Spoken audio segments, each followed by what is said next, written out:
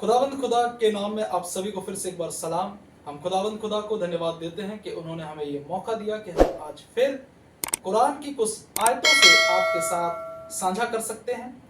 तो आज हम समय को ज़्यादा बर्बाद ना करते हुए सीधी बातों पे आते हैं।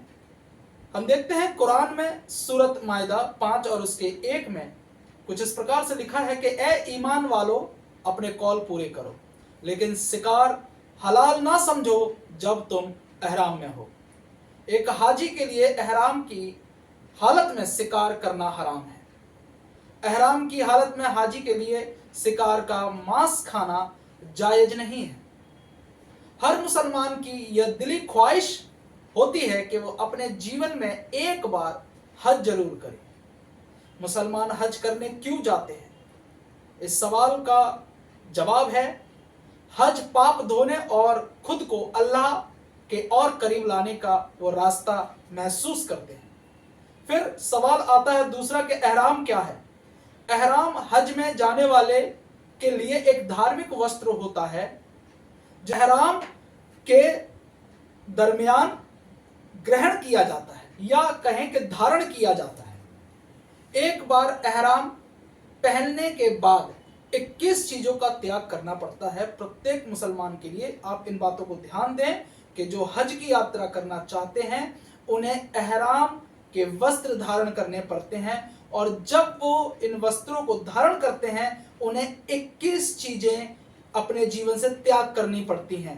तो पहली चीज है शिकार ना करना, दूसरा है यौन संबंध ना बनाना, तीसरा है किसी महिला को ना चूमना, चौथा है किसी महिला को ना छूना, पांचवा है किसी गैर महिला को ना देखना और ना उसके साथ छेड़खानी करना, छठवां है हस्त मैथुन ना करना, सातवां है निकाह ना पढ़ना यानी कि विवाह ना करना, आठवां है इत्र ना लगाना यानी सेंट ना लगाना, नवा है पुरुषों द्वारा सिले हुए कपड़े ना पहनना, 10वां सुरमा ना लगाना, 11वां आईने में खुद को ना देखना, 12वां जूते चप्पल या मोजे ना पहनना, 13वां झगड़ा ना करना, 14वां मनुष्य पर पाए जाने वाले कीड़े को ना मारना जैसे कि जू जो मनुष्य के शरीर पे पाए जाते हैं। एहराम के वस्त्र के दरमियान जब आप एहराम का वस्त्र धारण करते हैं उस समय आप अपने शरीर के जू को भी नहीं मार सकते।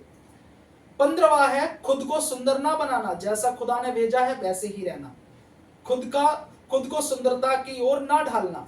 16वां तेल ना लगाना। 17वां शरीर से बाल ना हटाना। 18वां पुरुष अपना सिर ना ढाके।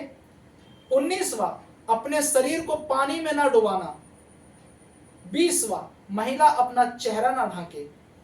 और 21वां हथियार लेकर ना चलना।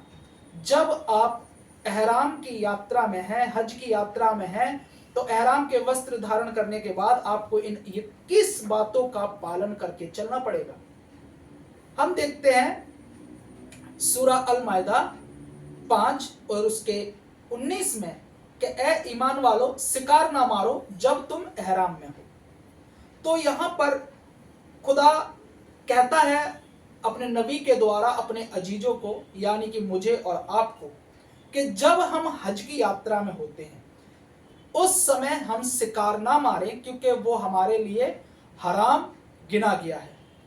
और जो 21 चीजें बताई गई हैं उनमें सबसे पहला तो यही बताया कि तू शिकार ना करना, किसी भी चीज का शिकार ना करना। क्यों? क्योंकि उस दरमियान आपको पवित्रता का जीवन जीना है। एहराम जो है वो एक वस्त्र है जो धार्मिकता को दर्शाता है, और उस वस्त्र को पहनने के बाद इन 21 बातों को, नियमों को पालन करके हज की यात्रा करनी पड़ेगी। तो अब समझने की बात यहां पर आती है, हज क्या है? हज है वो पवित्र स्थान जहां पर मुस्लिम समुदाय के लोग जाते हैं अपने पापों के पश्चाताप के लिए, और वो महसूस करते हैं वहां पर अल्लाह की वजूदगी को, अल्लाह के होने को वहां महसूस करते हैं।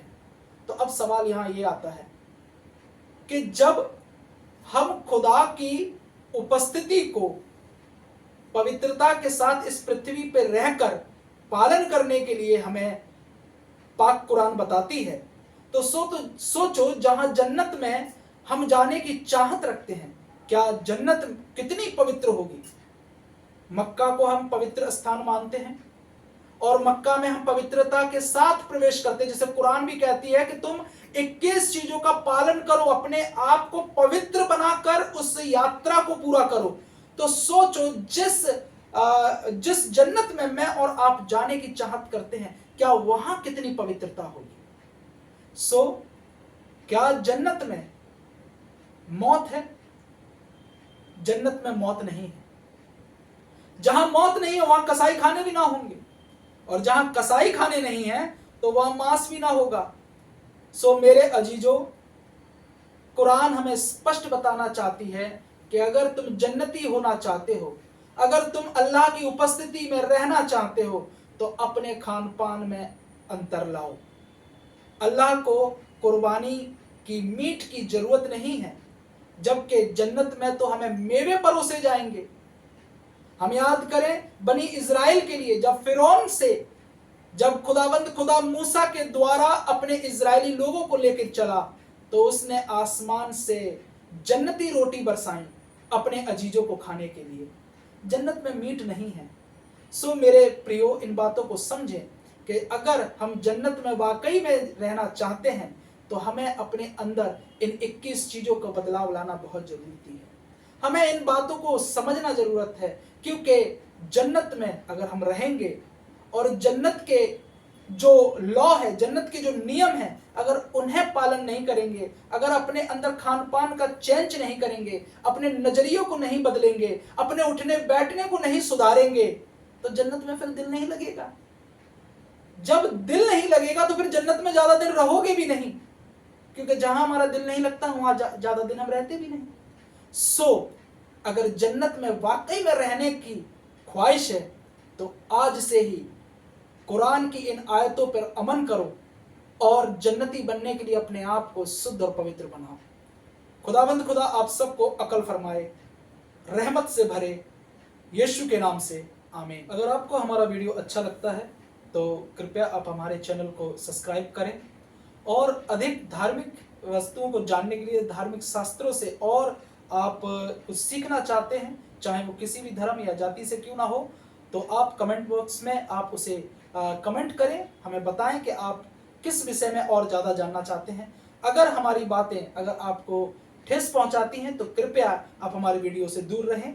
हमारा वीडियो बनाने का मकसद बस इतना है कि हम लोगों को सच्चाई बताएं, जो कि हमारी खुद की धर्म की पुस्तकों में लिखा है, चाहे वो वेद हो, चाहे वो कुरान हो, चाहे वो बाइबल हो। जो सच्चाई है, सच्चाई आप तक पहुंचाने के लिए हम एक छोटा सा मुहिम चलाते हैं, और हम आपसे यही निवेदन करते हैं कि अगर आपको हमारे वीडियो अच्छे लगते हैं तो प्लीज आप हमारे चैनल को लाइक करें, सब्सक्राइब करें और बेल आइकन को जरूर दबाएं।